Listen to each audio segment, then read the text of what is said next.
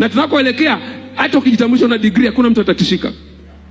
Kuna profesa mmoja anaitwa Profesa Albert Einstein. Siku moja alikuwa amepanda train, alafu bahati mbaya akapoteza ticket yake.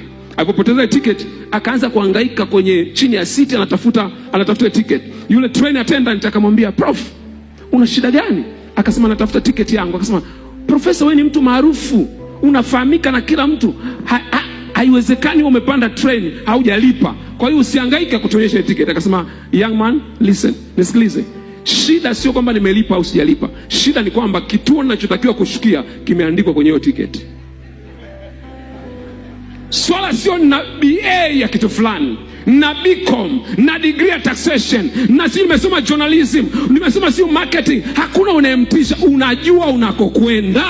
Kama haujui unakokwenda, cheti chako hakina maana. Swala sio tu kwa umesoma sana, mimi ndio wa kwanza kwenye ukoo wetu kupata degree, so what? Mimi nilipata GPA ya 5, so what?